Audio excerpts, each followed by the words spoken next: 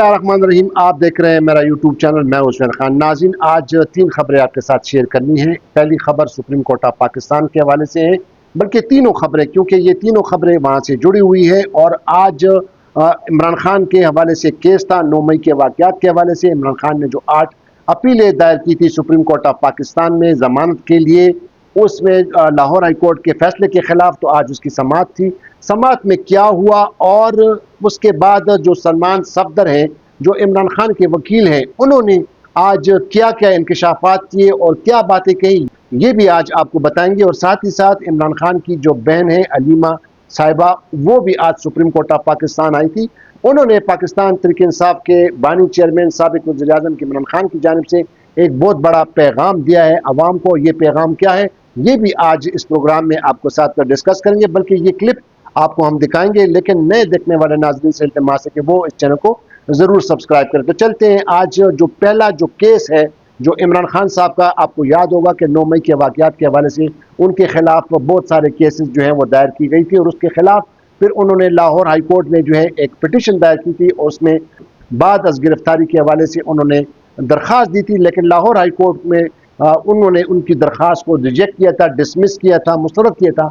उसके बाद वो सुप्रीम कोर्ट ऑफ पाकिस्तान आए, और सुप्रीम कोर्ट ऑफ पाकिस्तान में अब 3 रुकनी लार्जर बेंच ने आज उस केस की समाअत की, जिसको हेड करे थे chief justice of Pakistan justice Yahya Afridi. उनके साथ दूसरे जो 2 जज साहिबान थे, एक शफी मोहम्मद सिद्दीकी साहब और एक जस्टिस मियां गुल Hasan Aurangzeb.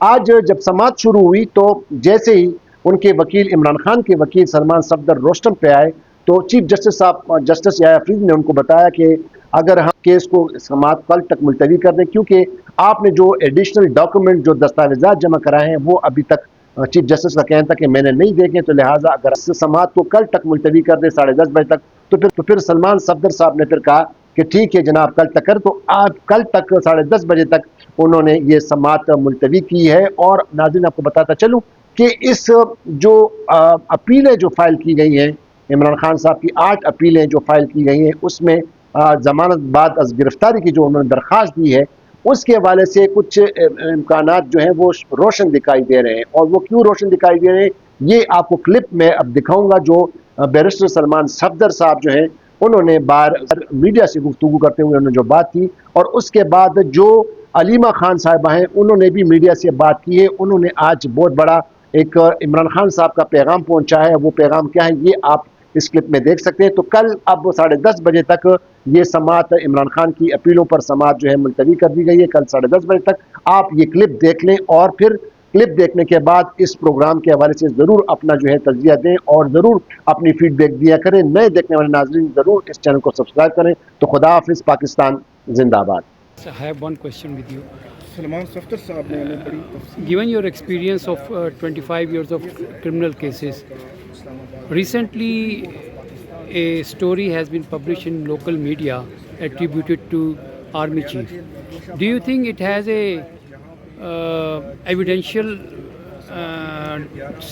value in cases related to May 9 and other cases against Imran Khan? As far as the cases of 9th May against Mr. Imran Khan are concerned, he's now facing incarceration in back-to-back over 200 to 300 criminal cases, and he has secured his bail's acquittals in majority of those cases. Now he only stands incarcerated and arrested in 2 cases. One is 9th May and the other is Al-Qadir trust case, where he stands convicted along with his wife, and he has already sought suspension of sentence from Islamabad High Court. Now we are before the Honorable Supreme Court of Pakistan for 9th May cases. The stance of Mr. Imran Khan for 9th May case has been very clear from the day he was produced before the Supreme Court of Pakistan, which was on the 11th of May, where he made a very categoric statement, disassociated himself from all the actions of the public at large, and he condemned the actions of the public at large. I think his condemnation statement is sufficient and was adequate enough to give what was going on at that time and what he truly intended and meant. So I think the prosecution is wholly unjustified to the extent of Mr. Imran Khan, and he has been bailed out by majority of courts on the same evidence, and we expect the same verdict and same decision from Supreme Court of Pakistan tomorrow. The proceedings have been adjourned from today till tomorrow morning because certain papers were filed and the honorable judges could not have examined or perused those documents. They will have an opportunity to examine them, and tomorrow 10:30 we will be arguing our bail. What gives you confidence that he will be getting bail in these cases? Our previous track record that we have never had a smooth sailing representing Mr. Imran Khan. So we, like before, we had very tough and challenging circumstances. So I think there was a lot of turbulence representing Mr. Imran Khan from day one, and I think the situation and the weather hasn't changed. So I expect that tomorrow again there would be some tough questioning, but we are ready for it and very optimistic and hopeful. I observe you are Inshallah. smiling while replying this question, so a Because big news is coming. a lawyer must always stay positive and optimistic, and that's our policy and strategy from day one. Thank Has you your very client ever asked you or told you anything about this apology demand? much. Never. Being a professional lawyer, I never indulged in such conversation.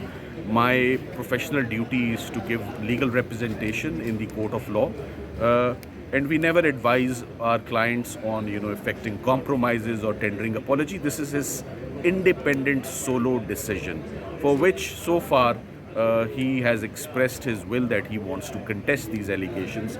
So we haven't had any discussion on it so far. Thank you very much. अच्छा ये बताइए कि एक interview छपा है मुबैना तौर पे और उसमें जुल्फ़कार अली भुट्टो की मिसालें दी जा रही हैं, और आपने भी अपने गुज़िश्ता बयानात में और उनके जो बेटे हैं इमरान खान साहब के, उन्होंने उनकी लाइफ के थ्रेट के हवाले से बड़े सीरियस कंसर्न शो किए थे. तो do you see any kind of threat at this moment?